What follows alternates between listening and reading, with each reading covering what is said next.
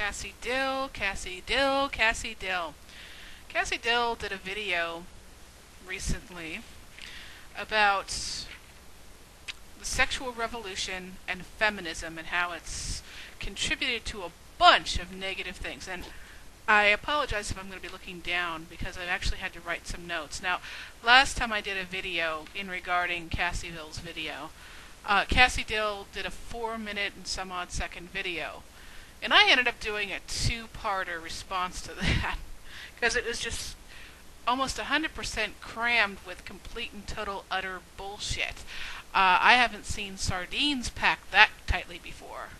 So, yeah, this was like a 9-minute video, so do pardon me if it is more than 2 videos, or at least more than 1 video. Okay, she brings up a couple different things. First of all, she doesn't like the feminist movement or the sexual revolution. Damn it, and this is why.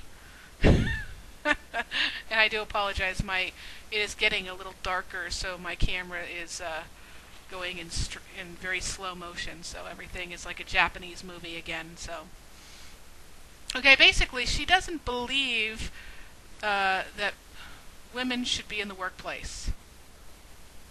Wow, that's pretty ancient of you. But Cassie, yet again, we have another oxymoron here. We have another contradiction, should we say. Don't you work? Yeah, you have your own business. I think you do. That's what I heard. But you're still in the workplace. So, unless you're going to get out of the workplace, why don't you just shut the fuck up? You know? Let's cut Cassie a break. Let's say why she does not believe women should be in the workplace. You're going to love this, so listen up. Turn up the volume right now, because no, this is not a typo. She doesn't believe women should be in the workplace because they scream sexual harassment for every little thing. Every little thing they scream sexual harassment for. 90% of them do. You'll like these percentages. Everything is 10 to 15% if she doesn't agree with it or whatever. And if it's most things, it can't be 51%, it can't be 53%, it can't be 65%. It's always 90%. So, Cassie, I don't care if you respond to this video. I'd like you to respond to the video, but can you cite your sources? You are a college woman and a college graduate, so I'm assuming you have at least your bachelor's degree, so I think that you are familiar with citing your sources. Can you please cite your sources? I'd love to see that. Okay, 90% of women scream sexual harassment in the workplace at the drop of a hat. Oh, here's a good one. Did you know that women only do not work as many hours as men? And if they should happen to pull off as many hours as men, their work is not nearly as good. Honestly, I have to agree with you. Women do not work nearly as long as men because it usually takes longer to do the job twice. Sorry. Women don't need to work as long as men because women get the job done the first time.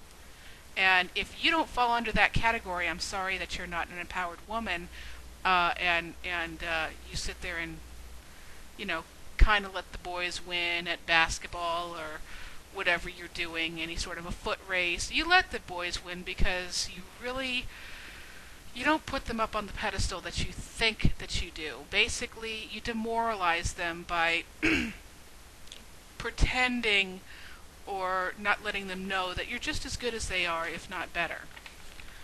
You don't really give them credit. You don't think that their ego can handle it, and to me, that's looking down on men.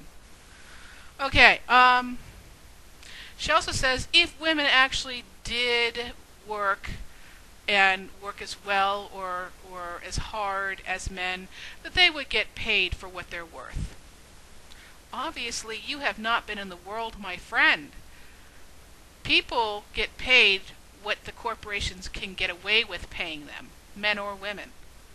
Yeah. See what else here. Men are vilified and prosecuted because of a respectful courtship practice that they practice just by asking a woman out on a date, and then they turn around and slap a sexual harassment suit on them. First of all, Cassie, my dear, okay, there have been a few people that actually will cry sexual harassment in the workplace, but they can usually be spotted by doing other things in the workplace that that call for, investigation because they slipped at work or they did something else to get some sort of money out of the corporation. And no, it's not 90%. It's not even most women at work. Sorry. And if you can show me some statistics where you're actually getting this information, again, cite your sources, college woman. I'll be more than glad to not only listen but to put it up in a video of mine and apologize on camera. But I'm sorry, I have almost filed a sexual harassment suit, and it was not because someone asked me out on a date. Basically, what sexual harassment is really doesn't have a lot to do with sex to begin with, or sexual attraction. Again, someone who is college educated should know this, and who has ever had a job in the corporate world and has ever gone through sexual harassment training should know this. But you can file a sexual harassment suit against anyone that touches you inappropriately and you ask them to stop. Okay? All right, here's an example, okay? You are a straight woman. You're not gay, you're not bisexual in any way, shape, or form, okay? And another woman who doesn't like you could keep on harassing you physically, okay? She doesn't have to be gay. She doesn't even have to be sexually attracted to you. Here's an example, Cassie, okay? Yes, I am a lesbian. Yes, I am gay. Yes, I am proud to be so. And I had a coworker who did not like me and actually pretty much had the same reaction that I would assume you would if you found out that I was gay and in your workplace. And ever since then, she had been harassing me. Now, it was stupid little things and really kind of childish. Now, I was not attracted to her in any way, shape, or form. I personally thought that she was a bitch from day one. But here's what happened. I was actually working in a call center, and she had her desk further in the row. I was at the end of the row, and she always seemed to, no matter where she was going, every single time she went in or out of the row, she always accidentally on purpose kept running into me or bumping me or accidentally tapping me or whatever.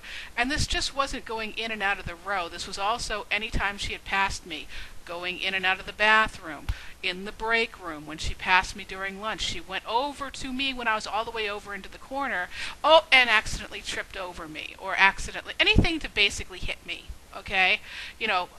Passive aggressive, are we? Whatever. But I didn't know what to do, and I'm thinking, technically this is sexual harassment, even though she was not sexually attracted to me. I was not sexually attracted to her. This had absolutely nothing to do with sex whatsoever, but it was harassment. So, and I was actually thinking, and I was actually very close to going to my boss and saying, hey, and reporting her. Because I had actually gone to the person and said, we need to talk and we need you to stop doing this. I had asked her nicely on numerous occasions. And, honestly, if women feel that they're being sexually harassed by men, they should go to that man first and say, you know what, it's not really appreciated. And, they do ask that you go to the man first. Not everyone does. I do. And if they know that their advances are not welcome, or their little touching or brushings are not welcome, and they continue on doing it, then maybe they do deserve to be reprimanded.